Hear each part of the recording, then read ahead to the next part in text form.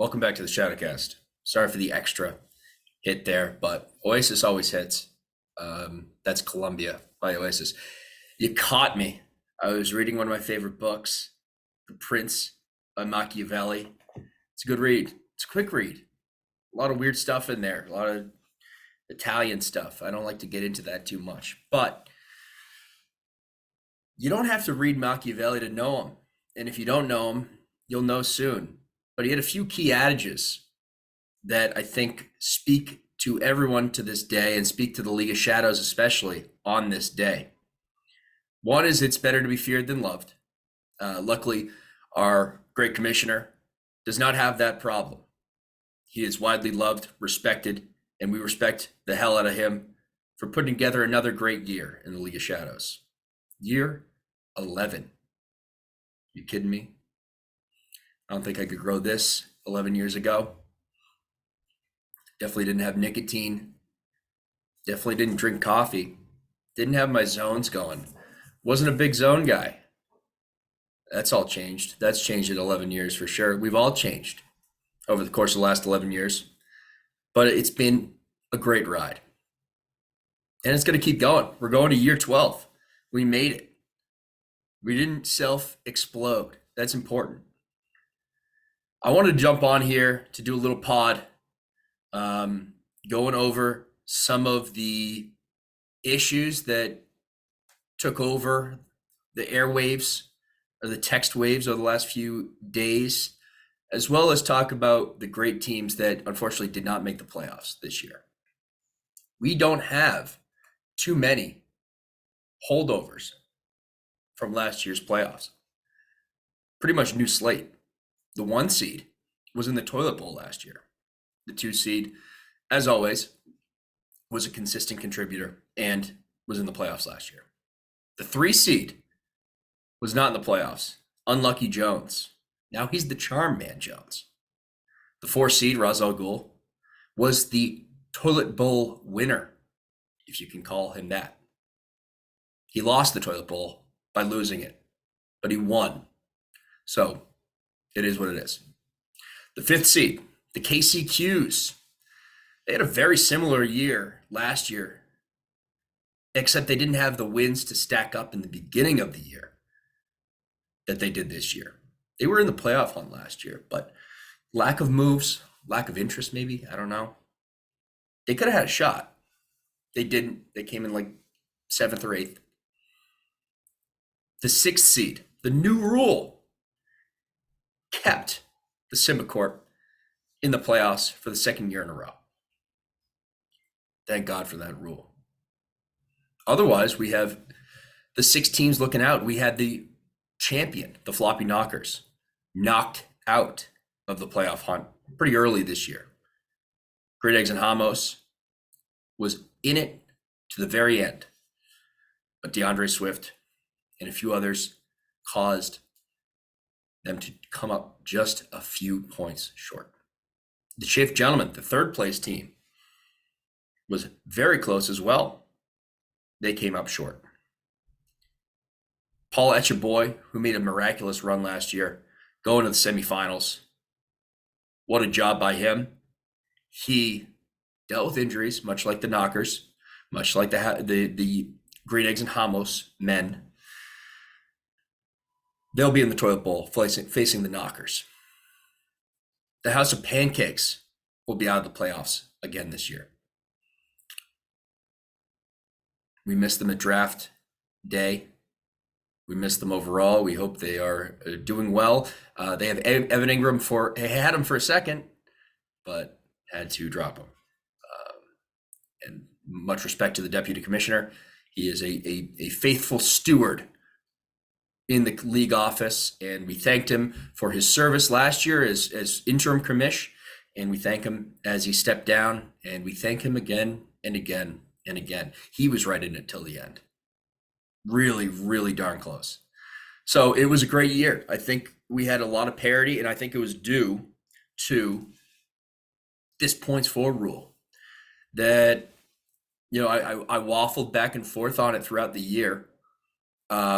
And this will speak a little bit to what we'll talk about in in the next segment. I'll use a radio term. Next segment, we'll talk about it. But I really grew fond of it as I kept boofing my lineup decisions and boofing wins that should have been losses that should have been wins multiple weeks in a row. So this points four rule seems like it's here to stay, and I think it'll keep a lot of teams interested and involved throughout the season. There's no such thing as bad luck anymore.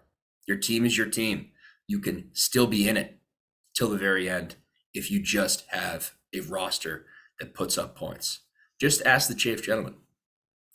So in this pod, I wanted to go through those 7 through 12 teams, those guys that unfortunately won't be in the playoffs. Unfortunate for them, fortunate for those in the playoffs. Just talk about what went wrong, but most importantly for them, what they can be excited about heading into the 2023 season, year 12 of the League of Shadows. There's a lot to be excited about. A lot of these teams have some great keeper potential at their fingertips. So looking forward to that. This is a solo pod. I'm in my office alone, I think. In my office, getting some work done early in the morning. I'm a grinder. Everyone knows that about me. And I got done with a bunch of my projects, a few decks, a few shows, whatever people call them in the corporate world. I don't really work in it. But I got done with some of the good work that I did. Got to take pride in it. And I wanted to move into this segment to give a few of the non-playoff teams a little bit of hope heading into the offseason. I think they deserve it. All of them are great guys, great owners, and we can't wait to see them all next year. What it's all about, right? You want them to take your spot. Everyone seems to be rooting for everyone in this league, with a few exceptions. But so I want to get into that, but that'll be in the last segment of the show. The first segment of the show is oral history. So if you're listening to this now, hang out at your office, grab a cup of coffee, maybe a hot tea, not iced tea. It's about 23 degrees, very balmy here in Boston, Massachusetts. I think we're all dealing with the frigid air today. But if you're listening to this when you're back home, get by the fireside, put this on the radio like you did back in the day with Franklin D. Roosevelt's addresses to the citizenry, and enjoy. Don't fall asleep. But I don't think you'll fall asleep to this. This is pretty interesting stuff. Oral history of seed manipulation. Now, this is a controversy that has reared its ugly head once again heading into the last week of the season. And it was at the forefront of everyone's minds at around 4 o'clock on Sunday. Patman Jones inquired to the league office about seed manipulation. He had 3 players going on Sunday Night Football. If he sat those 3 players, he'd be in a much better position to lose and therefore get the 4th seed rather than the 3 seed. So play the 5th seed, which was KCQ's, rather than the 6th seed, which at the time could have been Simbacorp, House of Pancakes, maybe, probably not, Chafe Gentleman, Angry Eggs, and Hamos. KCQ sounds a lot more delectable than any of those choices. That's for sure. So he asked. He was denied. Official statement came out before the 4 o'clock games ended that he was not allowed to sit his players and manipulate the standings, even if it just had to do with seeding, not with playoff berths. So let's dig into that. Let's dig into the slippery slope that I think that this ruling provides going into the future, and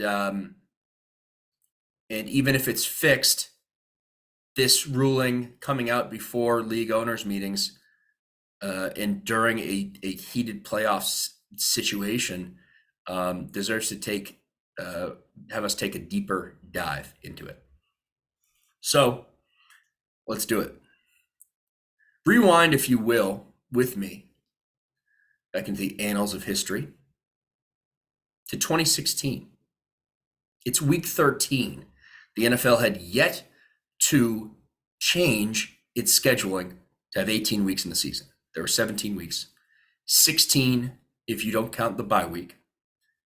And therefore, we had weeks 14, 15, and 16 as the playoff weeks. It's week 13. It's a heavy-duty playoff bidding situation in the League of Shadows. The standings are not set. A 6-7 team is teetering on the edge. A 6-7 team, 2 6-7 teams are also fighting their way to get to the top of that mountain. Here comes Treble. Won their week 13 matchup against the Floppy Knockers to jump to 6-7 from 5-7.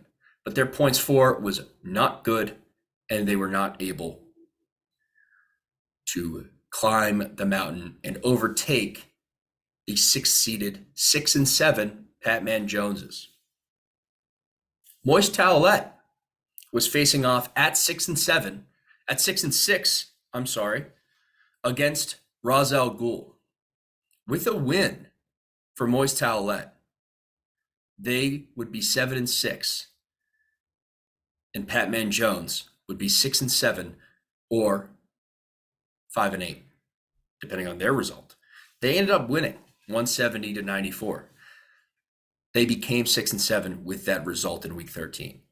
Moist Towelette was a win and in situation in 2016 against Razel Ghul, who had already punched their ticket for the first seed at 11-2. Sunday Night Football comes around. Razel Ghul's hanging up at my house in Medfield, Massachusetts. And little joke is sprung by Razel Ghul. He was going to pretend to be sitting Le'Veon Bell leading up until the 8:20 start time of Sunday Night Football, where the Pittsburgh Steelers would be playing the, at that time, San Diego Chargers. As the kickoff was getting ready, Razel Ghul was planning to put Le'Veon Bell back into the slot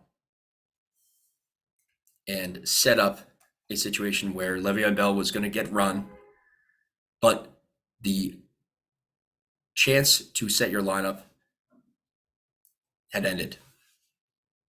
Time had passed. There was no running back in the RB, in one of his RB slots heading into Sunday Night Football. And the game was still up for grabs. Razel Ghul won 122-104. He had Kyle Rudolph play that night against the Chargers. I'm sorry, hold on.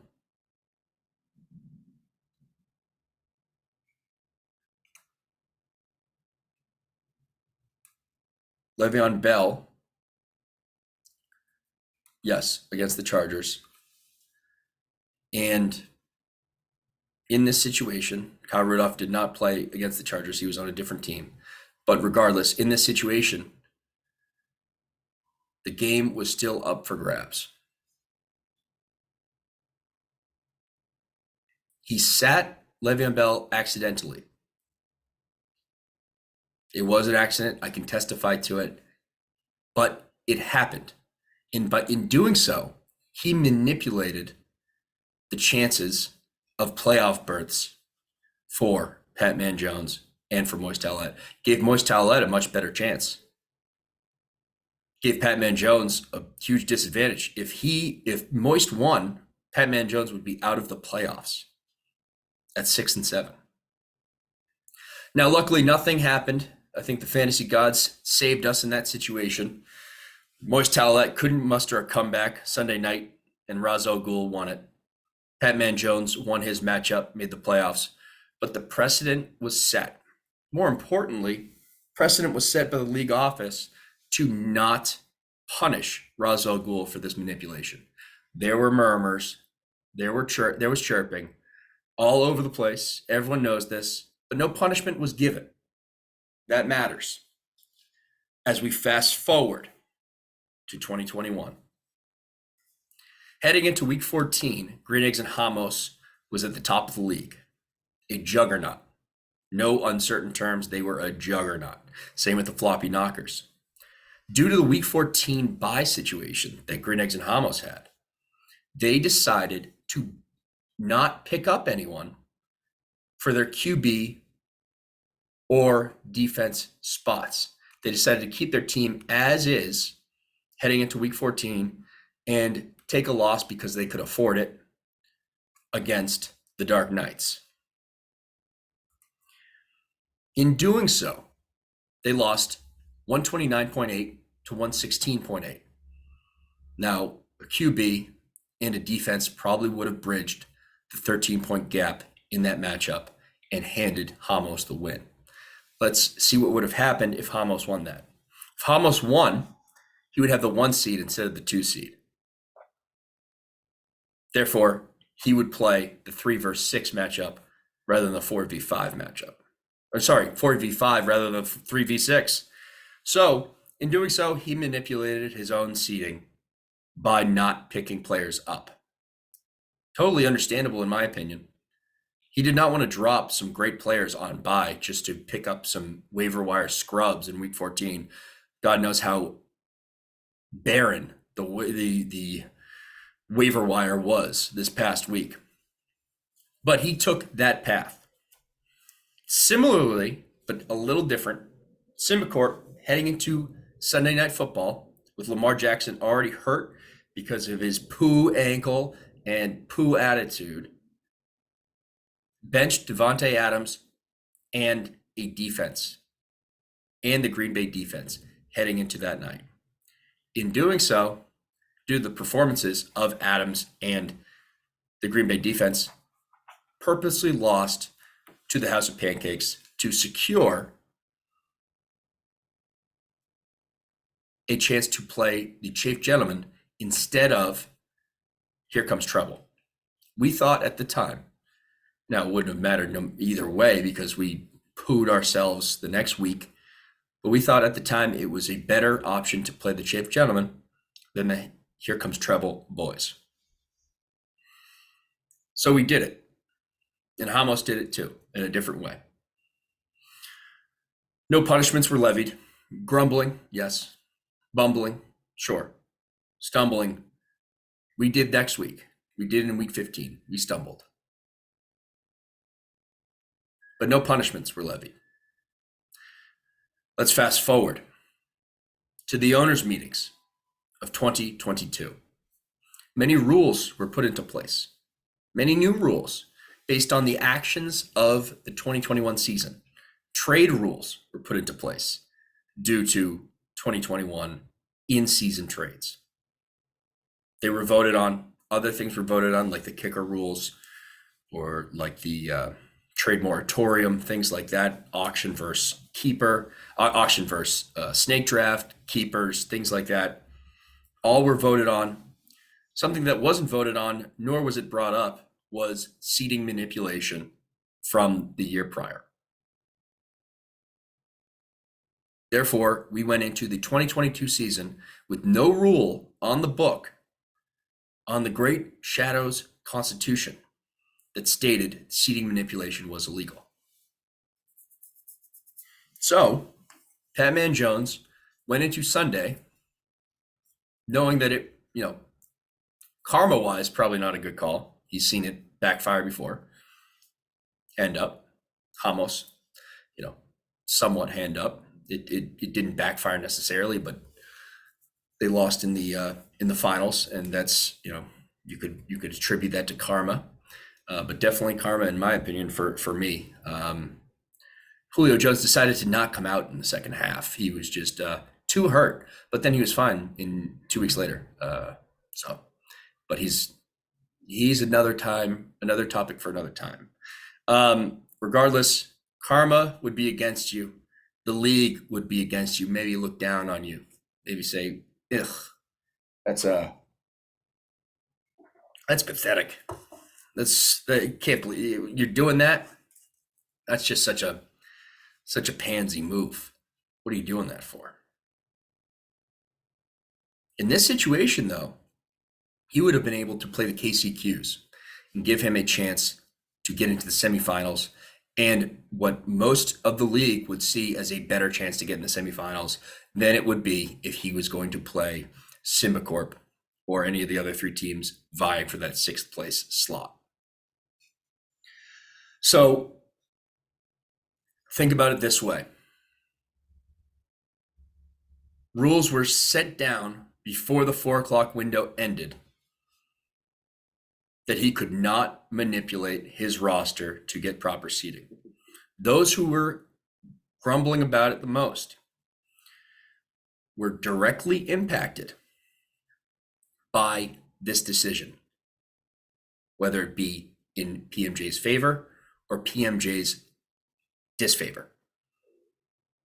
Raza al Ghul, if PMJ was allowed to manipulate his roster and jump into the 4th seed, slide into the 4th seed rather than jump up to the 3 seed, would have played me, Simbacorp, instead of their current opponent, the KCQs. KCQs are a better matchup for them. I think that's just purely by projections, purely by how you see it, but I think they're a better situation. That affects them. Whether they are in a principled state or not to be against this rule, their principles don't matter when it actually affects their seating. So they benefited from having the principles they have about seating manipulation. The Dark Knights benefited. In doing so, Patman Jones stayed out of the 1 seed's bracket side. Instead of the 4 seed, he was the 3 seed. Now the 3 and 6 seed play the 2 seed rather than Patman Jones as the 4 seed, having a chance to play the 1 seed in the semifinals, which is the Dark Knights. Those two were the most against seating manipulation this time around. They decided to make a stand, a principled stand, but again, one that does have an edge to it in an understanding that they will be both in this situation positively impacted as they see it, or as just an objective viewer would see it, positively impacted by seating manipulation being outlawed. Now, seating manipulation being outlawed is not a bad idea, but as we've stated throughout the course of the year with kicking rules, which we all agree, I think, should be fixed this offseason, but we're going into the playoffs with the rules as they are because them's the rules from the beginning. That's the principle. That's the logic that we started the year with. No changing the kicker rule because we voted on those rules. Fine. That's fine. Let it be. But with that being the logic, with that being the guiding principle, that rules that impact scoring and impact seeding and impact standings cannot and will not be changed until they are voted on in an owners meeting setting. Now, the only thing that did change mid-season were the trade rules, the trading from Thursday through Sunday rather than just Tuesday and Wednesday. Those changed, but you could argue that those did not impact scoring, seeding, and playoff situations. That just impacted maneuverability within a team structure and within the league's trading structure. Did not impact any kind of seeding or trades or scoring or anything like that. So that's an interesting thing. That's where I take my stand on a principled basis. Now, if this were to go to a vote, would I vote for it? I'm not sure. I think there are two things that are key in this situation. Let's go back to 2021, where Green Eggs and Hamos had so many players on bye they didn't want to drop. Say next year, a team goes 13-0, has a juggernaut, but they're all week 14 bye guys. Say 13 guys on their roster are week 14 bye guys. By the current rules brought down by the league office, that team would be required to field a full squad, and in doing so, drop players that were on bye but probably shouldn't be dropped to ostensibly start scrubs that week to field a full team. That's a huge problem. That shouldn't happen. That shouldn't be allowed to happen. That wasn't allowed to happen, and no current rule states that it needed to happen prior. The other situation is that of just the pure free market principle of you control your own destiny, right? This league is a league we deposit hundreds of dollars into for a chance to win the first place prize of the Sneezy. Very prideful, very big situation to have gained that acclaim in this league, but also to win $2,200. Winning $2,200 is a very big deal for everyone. You have a 1 in 12 chance. You're going into the year with a 1 in 12 chance. It's a big deal. It's better than any lottery you'll ever find.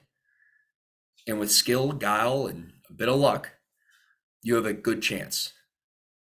And getting to the playoffs, you now have a 1 in 6 chance. For the two top seeds, a higher percentage of that sixth pie. Now I ask you this. With the money put in and the money able to be won, why shouldn't a team be able to do everything within its power legally to improve those chances? The chance to win $2,200 and the Sneezy. I ask you this. Okay, and that's it. That's it for the oral history. That's it for the soapbox. But it's something to chew on, something to think about as we head into this playoffs where the rules have already been locked in. Padman Jones is playing Simba Court. Ra's al Ghul is playing the KCQs. TDK will not have to play Padman Jones. Something to think about. Let's move on. Moving on to the teams that were not lucky enough to make the playoffs. Let's start with the 12-seeded Paula Etcha boys. The boys stayed boys all year. They did not turn into Paula Etcha men. Now, this was due to a multitude of factors, the least of which being a trade that was seen as somewhat confusing and lopsided in the beginning of the year, but turned into a fantastic heist for Paul Etcha boy. Travis Kelce is by far the best tight end and by far the best value asset in a scoring structure, in our scoring structure. And it led to some of the few Paul Etcha boy wins this year, and it could lead to them not being in the 5K, in the other punishment heading into this offseason. So things did not go as planned for Paul Etcha boy after a great year in 2021. There's a silver lining though, and that's Jet 1. Chicago Bears starting quarterback Justin Fields, drafted in the 16th round. I think he was Mr. Irrelevant in the League of Shadows 2022 draft. Amazing. He has shown that he is one of the game-breaking quarterbacks in fantasy football. Paul Etcha boy, if he chooses to keep him, will be able to keep him in the 14th round next year. That is incredible. That's a huge opportunity that Paul Etcha boy has to start next year with a big leg up on everyone else. Justin Fields, Paul Etcha boy's present and future QB. So good for them. That's the silver lining. Get into this offseason, be upset for a little bit, but then get ready because you have a chance, Paula, to really be a huge factor in this league as we move forward. The Floppy Knockers, another year beset by injuries, brutal injuries to Trey Lance and to Tua and Teddy Bridgewater even, and McCaffrey was hurt for a second, I think. Mike Evans was suspended, maybe even hurt as well. Michael Gallup didn't make it fully back. Juju Smith-Schuster had concussion issues. Alvin Kamara has underperformed. Just a brutal season off of their best season ever, off of their first sneezy title in 2021. There aren't great keeper ability players heading into next year for the Floppy Knockers. I think Michael Gallup is one of them. Yes, he was drafted in the 10th round by the Floppy Knockers. So maybe if we see him continue to beast it into the fantasy playoffs and regular playoffs, he could be coming back in full go off of that ACL and could be a great, wide receiver 2, wide receiver 3 for the Floppy Knockers heading into the future. I think that's a really interesting keeper situation to monitor, but that's the silver lining right now for the Knockers. And if they're able to get out of this godforsaken toilet bowl, they'll be rolling in the offseason with a lot of hope. That fan base will have a lot of hope. The Chafe Gentlemen, they were right in it till the end for that 6th seed because of points for. They had a fantastic year points-wise. They just got so unlucky with losses, so unlucky with injuries, especially over the last 2 weeks. Just a cursed season for the Chafe Gentlemen.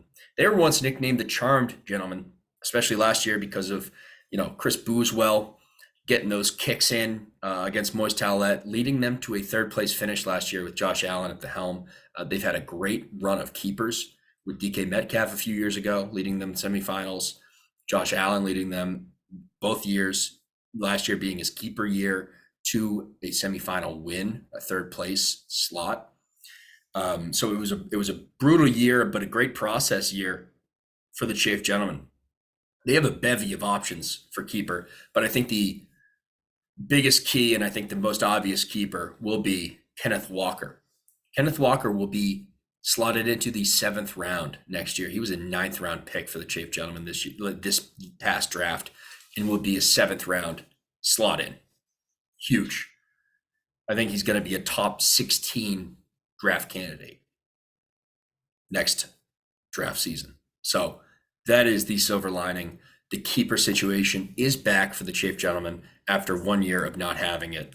They are fully back next year, locked and loaded with an RB1 in the 7th round. You don't see that too often. I don't think you even saw it this year with Leonard Fournette and James Conner. I think those were both, in the best case scenario, they were RB1s, but I think they were safe RB2s, really safe RB2s, and they've fluctuated with injuries and things like that, both of them, and role changes, and they stayed RB2s, but Kenneth Walker is a stud and is a legit RB1 heading into next year. The Moisties, Moise Towlett, a team that continues to be seemingly cursed and unable to win playoff games. They can't win a playoff game this year because they're not in it. Justin Jefferson has had a spectacular year, was the best draft pick in the 1st round, especially at that spot. He made the right choice, and it was such a great player. Wide receiver, heavy wide receiver, 0 RB strategy backfired on Moist. They will go into this offseason without keepers and without the ability to, keep anyone. But honestly, blessing in disguise, perhaps. Go into next year, Moist, with a clean slate. Anything can happen. The world is at your fingertips. That's the silver lining. No keepers. That's not good for the silver lining situation, but you go in with a clean slate. So too do Green Eggs and Hamos. They don't have any eligible keepers. They will go in with a clean slate, and they will go in knowing next year that really the only thing that doomed them was DeAndre Swift. And after week 1, who would have thought DeAndre Swift would doom Green Eggs and Hamos. DeAndre Swift looked like a smash. There have been weeks where he's looked like an absolute smash. It'll be interesting to see where he goes next year, but we'll see. I don't know. I don't see the Hamos man drafting DeAndre Swift. I see him going elsewhere due to the baggage that he carried all throughout this year and just being kind of a pansy. He was just always hurt with these nicks and bruises and just was so confusing as a player. So it is what it is for Hamos, but full clean slate. House of Pancakes, the last one on our list here, had a keeper going into this year, Joe Burrow. He was a keeper. And he is a keeper. He's a good guy. I bet he's a keeper for his girlfriend too. But he's a great player. I think the season was cursed from the beginning for Pancakes when he decided to keep Joe Burrow, and then Joe Burrow got appendicitis. Had to get that appendix out. Talk about bad luck. I don't know what diet, what regimen Joe Burrow was on, but he no longer has an appendix. We know that much, and we're happy for him that he doesn't have it, because if not, I think medically speaking, if you have an appendix that burst, that bile kind of goes into the rest of your body and really messes you up. You could end up dying. So luckily for him, like a few of our league members, they no longer have appendices. And that'll be good news for everyone heading into next year. Joe Burrow is a beast. He's an all-timer. Silver lining for the House of Pancakes was they had a pretty darn good draft. Dallas Goedert was a beast all year. He got hurt at the absolute worst time for the Pancakes. He's a great tight end. I think that David Montgomery for Godwin trade ended up working pretty well for Pancakes as Khalil Herbert got hurt. So that was a good deal. Stephon Diggs is wide receiver 1. He's a monster. Fantastic pick. Pardon that call. One more time, and I think it's done after that. So they won't be going into this offseason with too much of a keeper horizon, I don't believe. Dallas Goedert was a 7th rounder, not an 8th rounder. That would be a great keeper. But go in with, it was good process all year. The Pancakes had good process. They had a good team. Maybe it was the fact that they weren't in person at the draft and had a tough time drafting and getting their eggs in a basket. That's not their fault. They had extenuating circumstances, but I'm sure he'll be here.